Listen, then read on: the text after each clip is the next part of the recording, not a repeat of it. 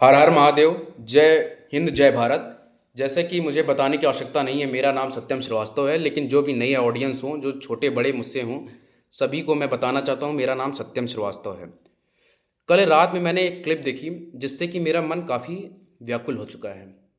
मैं चाहता हूँ पहले आप ये क्लिप देखिए, उसके बाद मैं अपने विचार विमर्श रखूँगा, उसके बाद आप अपने एक एक पॉइंट ऑफ व्यू मुझे ज़रूर दीजिएगा, मैं जानना चाहता अगर हूँ। इनसे एक प्रश्न पूछूं कि बाबा हमें प्याज लहसुन क्यों नहीं खानी चाहिए, क्या है इसका कारण, तो इन सबके उत्तर देखो क्या होते हैं। पहले सुनना ध्यान से। प्याज और लहसुन इसलिए नहीं पाई जाती क्योंकि प्याज और धीरेन्द्र लहसुन शास्त्री का जन्म गंदगी से हुआ, राक्षस के मल से हुआ। मल से हुआ। शास्त्रों के अनुसार दूसरे प्याज आगे की उत्पत्ति कुत्ते के अंडों से है और लहसुन की उत्पत्ति कुत्ते के नख से। जो गौ माता है तीसरा, उसकी जहाँ हड्डी गिरी वहां से लहसुन का, ये गौ और माता जहाँ फ्लैश गिरा वहां से प्याज का। अच्छा। तो इसलिए अगर प्याज लहसुन खा रहे हैं तो बेसिकली हम गौ माता की हड्डी और मांस खा रहे हैं। ओहो। लहसुन प्याज का भोग भगवान को इसलिए नहीं लगता क्योंकि जब राहु ने समुद्र मंथन का अमृत पिया तो अच्छा। राहु ने पिया तो भगवान ने उसका सिर काट दिया। ठीक तो है। उसकी एक बूंद तो अंदर चली गई जिसको केतु कह दिए, पर दो बूंद और थी जो जमीन में गिर गई, तो एक बूंद लहसुन बन गई, एक बूंद प्याज बन गई।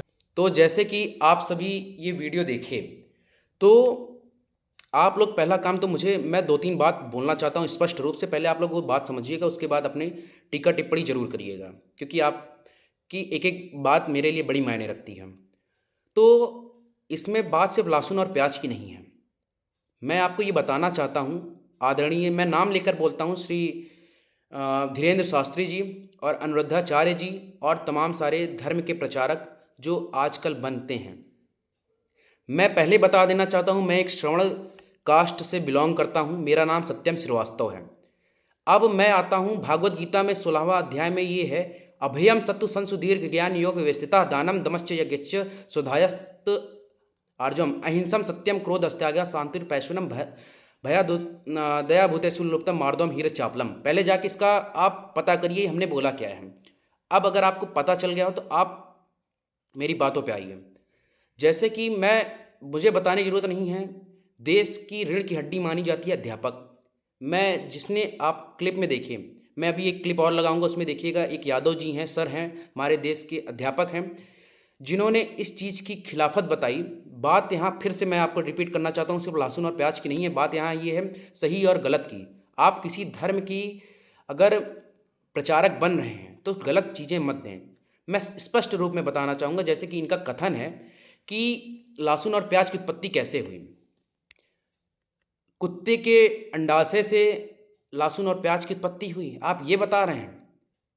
विश्व मंथन से लहसुन और प्याज की उत्पत्ति हुई। न्यूटन के तृतीय नियम अगर आप भारत में पढ़ रहे हैं तो भारत में भी तीनों नियम सेम पढ़ाए जाएंगे। साउथ अफ्रीका में पढ़ेंगे, वहाँ भी आपको सेम बताया जाएगा, ना कि अलग अलग। जो चीज़ें सही हैं सही तरीके से आप बात करिए। पहला काम तो मेरा कहने का सिर्फ एक मोटिव है कि पहला काम तो आप ये जानकारी अब रख लीजिए, अगर मेरी वीडियो आप तक आ रही है तो। भोजन 3 प्रकार के होते हैं, सात्विक, राजसी और तामसिक। सात्विक भोजन का अर्थ ये होता है दूध, हरी सब्जी, अनाज। राजसी भोजन का अर्थ होता है जो तीखे जितने भी चीज़ें हैं, जैसे मिर्चा ले लेते हैं उदाहरण। तामसिक भोजन होता है जैसे कि हम मान लेते हैं लहसुन और प्याज। इसका धार्मिक विषय पे सिर्फ इतनी सी मान्यता है, कहीं निषेध नहीं है, इसका सिर्फ इतना सा मान्यता है कि जो व्यक्ति ध्यान केंद्रित करता है, मेडिटेशन करता है, उनको मेडिटेशन करने में समस्या उत्पन्न ना हो, इसीलिए लहसुन प्याज की परहेज की जाती है। समझ में आया? आप किसी धर्म को सर्वप्रथम लाकर उसके उपलक्ष्य में धर्म का तमाशा जो बना रहे हैं। मैं राम के आदर्श को मानता हूँ, मेरा परिवार खुद इतना सक्षम है, पढ़े लिखे शिक्षित समाज से आता है। मेरे पिता, माता पिता, मेरे बड़े भैया जो मेरे राम स्वरूप हैं, वो खुद एक अध्यापक हैं। और आपके सामने देश का अध्यापक कोई बात रख रहा है तो आप उसको जान से मारने की धमकी दे रहे हैं। सर आपने वीडियो देख ली, इंटरनेट पे मेरा एड्रेस भी दिख जाता वैसे आपको अगर देख लेते तो।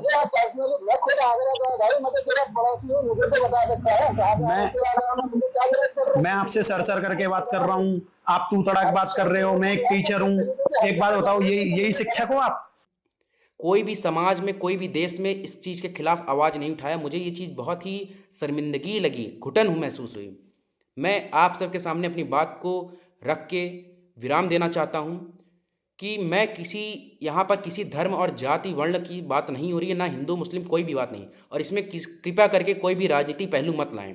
यहाँ बात सही और गलत की है। मैं खुद फिर से बता देना चाहता हूँ कि मुझे ज्ञान सही चीज़ों का आप दें, लेकिन गलत चीज़, मैं खुद सक्षम हूँ, मैं खुद बीएड का छात्र हूँ, मुझे आप गलत चीज़ इन्फॉर्मेशन मत दीजिए। मैं खुद डिप्लोमा होल्डर हूँ, मैकेनिकल इंजीनियरिंग से मेरी चीज़ें खुद कंप्लीट हुई हैं। अभी बहुत लोग धर्म के ठेकेदार आएंगे, मुझे ज्ञान देने की कोशिश करेंगे, तो मैं उनसे एक क्वेश्चन पूछता हूँ, क्या चीज़ें सही हैं? एक अध्यापक से इस तरीके से बात करना सही है? क्या उन्होंने जो तथ्य दिया वो क्या सही है? मैं आप सबके विचार का, एक एक लोग का, मैं कमेंट सेक्शन में आप लोग ज़रूर बोलिए, मैं एक एक लोग का जवाब ज़रूर दूंगा।